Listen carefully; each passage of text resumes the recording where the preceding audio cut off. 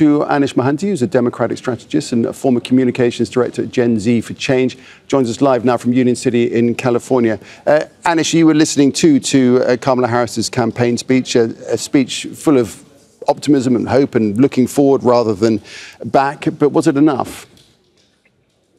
Well, first of all, I just want to say I thought it was a very good choice not to mention President Trump and just focus on the vision that she is trying to push for Americans, a very optimistic vision that I think resonates with people. Now, I do think that it's hard for anyone to run a campaign in 107 days, but the vice president has pulled it off very effectively. And, you know, you see that in the polling differences between her and President Biden when he was still in the race.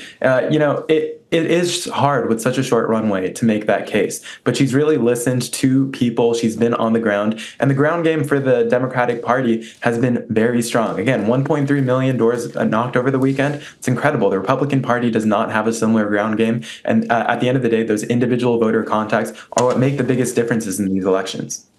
Do you foresee, as Kimberly was alluding to there, a long drawn-out battle, an election that won't have a result for days, for weeks, maybe even for months?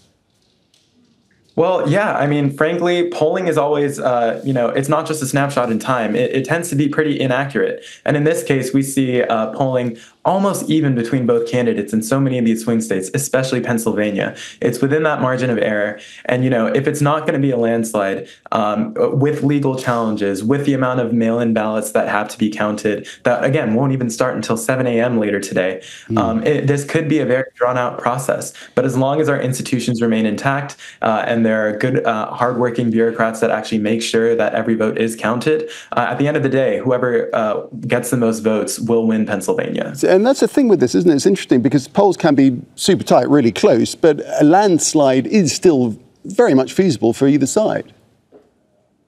Yeah, definitely. I mean, you see amongst young people, there's definitely a big vibe shift right now versus even a few weeks ago, even a few days ago. And I think especially since President Trump's rally at Madison Square Garden, you see a shift in the electorate. And, you know, there's about 600,000 Puerto Ricans eligible to vote, or people of Puerto Rican descent in Pennsylvania.